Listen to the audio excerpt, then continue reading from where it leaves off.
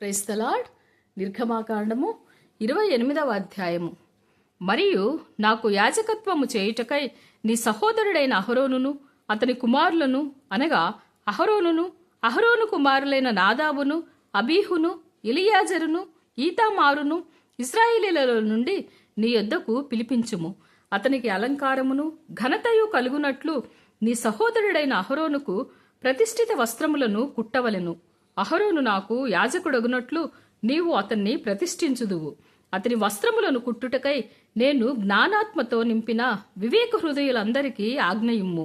పతకము, ఏఫోదు నిలువుటంగి, విచిత్రమైన చొక్కాయి, పాగా, దట్టియు వారు కుట్టవలసిన వస్త్రములు.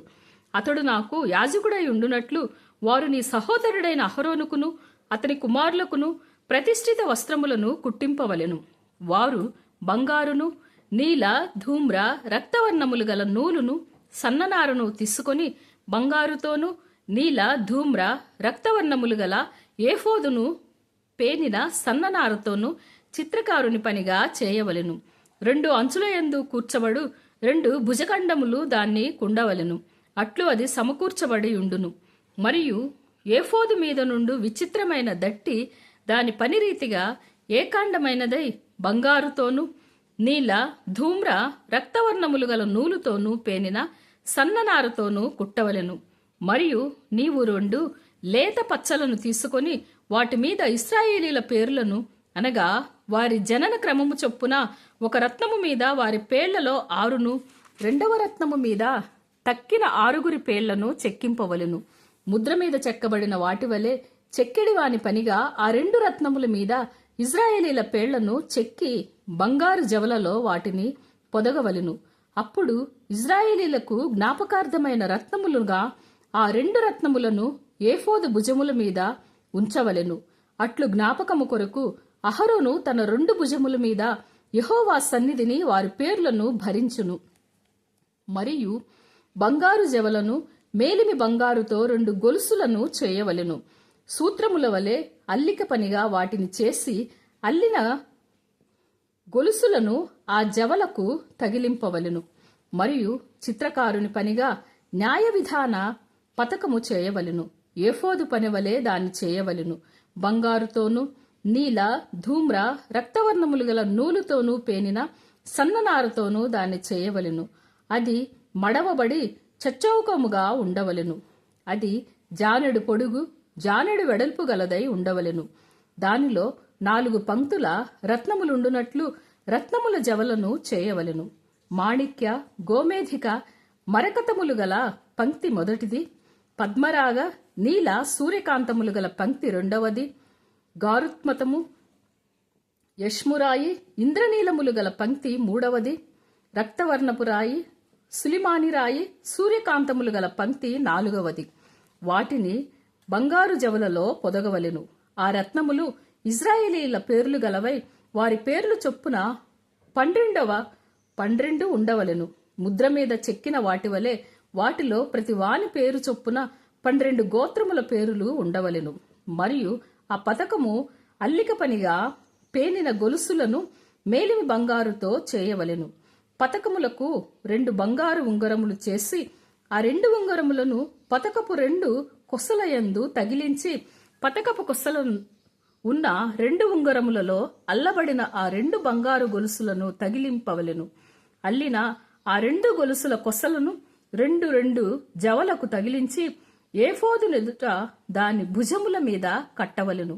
మరియు నీవు బంగారుతో 2 ఉంగరములను చేసి ఏఫోదు ఎదుటనున్న పతకములోనికి అంచున దాని 2 కొసలకు వాటిని తగిలింపవలెను.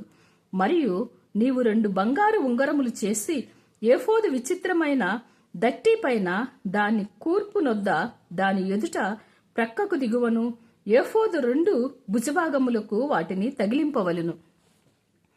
అప్పుడు పథకము ఏఫోదు విచిత్రమైన దట్టికి పైగా ఉండునట్లును అది ఏఫోదు నుండి వదలక ఉండునట్లును వారు దాని ఉంగరములకు ఏఫోదు ఉంగరములను నీలి సూత్రముతో పతకము కట్టవలెను.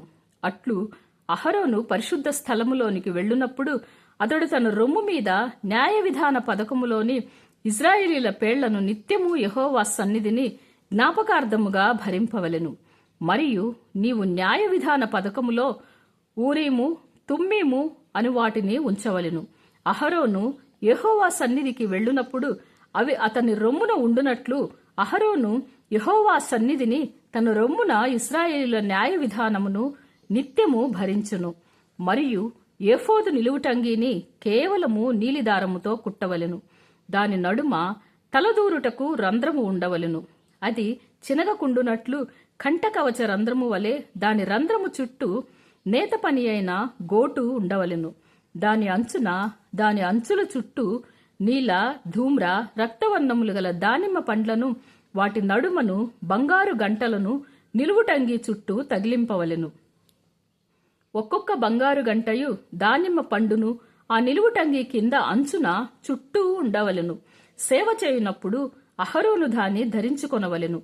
అతడు యెహోవా సన్నిధిని పరిశుద్ధ స్థలములోనికి ప్రవేశించినప్పుడు అతడు చావకుండునట్లు దాని ధ్వని వినబడవలెను. మరియు నీవు మేలిమి బంగారు రేకు చేసి ముద్ర చెక్కునట్లు దానిమీద యెహోవా పరిశుద్ధుడు అను మాట చెక్కవలెను. అది పాగా మీద ఉండునట్లు నీలి సూత్రముతో దాన్ని కట్టవలెను. అది పాగా ముందటి వైపున ఉండవలెను. తమ పరిశుద్ధమైన అర్పణలన్నింటిలో ఇశ్రాయేలు ప్రతిష్ఠించు పరిశుద్ధమైన వాటికి తగులు దోషములను అహరోను భరించినట్లు అది అహరోను నొసట ఉండవలెను. వారు యెహోవా సన్నిధిని అంగీకరింపబడినట్లు అది నిత్యమును అతని నొసట ఉండవలెను. మరియు సన్ననారతో చొక్కాయిని బుట్టా పనిగా చేయవలెను. సన్ననారతో పాగాను నేయవలెను. దట్టిని బుట్టా పనిగా చేయవలెను. అహరోను కుమారులకు నీవు చొక్కాయిలను కుట్టవలెను. వారికి దట్టీలను చేయవలెను. వారికి అలంకారమును ఘనతయు కలుగునట్లు కుళాయిలను వారికి చేయవలెను. నీవు నీ సహోదరుడైన అహరోనుకును అతని కుమారులకును వాటిని తొడిగింపవలెను. వారు నాకు యాజకులగునట్లు వారికి అభిషేకము చేసి వారిని ప్రతిష్ఠించి వారిని పరిశుద్ధపరచవలెను. మరియు వారి మానమును కప్పుకొనుటకు నీవు వారికి నారలాగులను కుట్టవలెను. వారు ప్రత్యక్షపు గుడారములోనికి ప్రవేశించినప్పుడైనను పరిశుద్ధ స్థలములో సేవ చేయుటకు బలిపీఠమును సమీపించినప్పుడైనను వారు దోషులై చావకయుండునట్లు అది అహరోను మీదను అతని కుమారుల మీదను ఉండవలెను. ఇది అతనికిని అతని తరువాత అతని సంతతికిని నిత్యమైన కట్టడా. May God bless you.